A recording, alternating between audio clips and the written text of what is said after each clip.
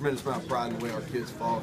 You know, first quarter probably went about as bad as it could go for us. I think we only had the ball for like 2 minutes, ran 5 plays, and then to overcome that, you know, the one drive we had the first quarter there, really shot ourselves in the foot with a bad penalty. I don't know exactly what they called, but I'm sure it was correct. But for us to fight back in the second quarter, and I thought the field goal was huge going into half. I thought that was a really big play. And then come out, I thought the third quarter scoring right there really made a point that we were in this thing to win it. And then you're talking about 9 minutes to go. We scored 21 points last minute to win it, and great atmosphere there at the end. When did you know you'd go this heavy with the Wildcat? All 5 touchdowns. We carried all that stuff, you know. It was, but you get in the game and you don't know how the ebb and flow is going to go. And we had success. You know, we were running the ball. I think they were playing us to pass. You know, and that's, you know, we've been about 50-50 all year. But I think they were saying, hey, let's take away the big plays. And a lot of that Wildcat was there. We had success with it, and felt like at the end of the game, if we got in it and we could get rolling, you know, I thought in the fourth quarter having success on first down was huge for us. And I really felt like we had enough time to stay in it. We did. JoJo did a great job. He's going to get a lot of the credit, but we blocked really well up front. You know what I mean? We blocked real well. We mixed it up how exactly we were doing it as far as who was motion, and we were mixing up between zone schemes and gap schemes. He did a great job. He got winded, you can see. He got winded, but, you know, really a lot of credit to our offensive line also. It's 2 weeks in a row where the opponent really had trouble stopping that. What makes that formation so valuable? It's a tough fit. Yeah, it's really a tough fit.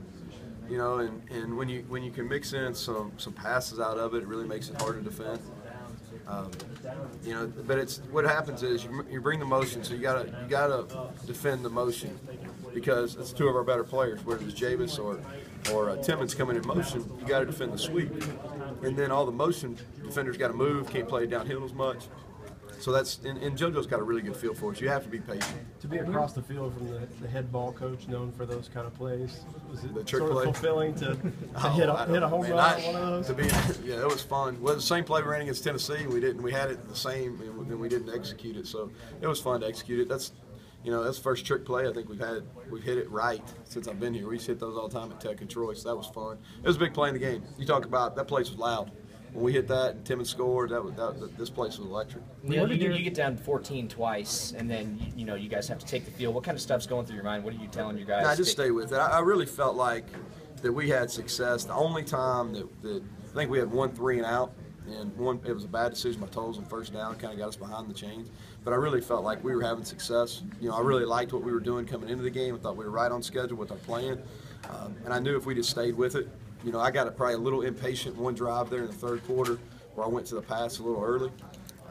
But I knew if we just stayed the course, I felt like we were playing well enough up front that we could get back in the game. On the trick play, they had just had their safety ejected a few plays before. Did that put it in your mind, or were you going to run it at that point? No, I was going to, coming out of half, I was going to run it first time we got it on that hash in some kind of short third medium. Now it helped. You know, there's no question that helped. We called a couple different plays, trying to pick on the new guy after that.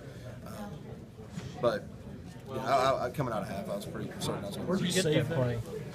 Where'd you get that play? That's picked up? No, we've had a lot of success. We ran it to beat TCU one time in triple overtime when I was at Tech.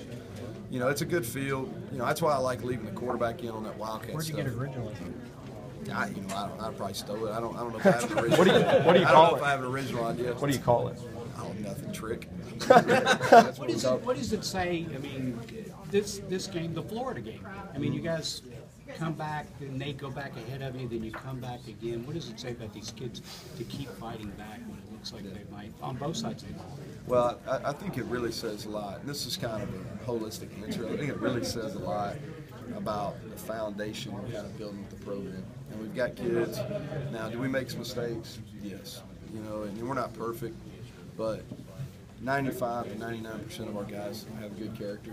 You know, I think character shows when you go through adversity.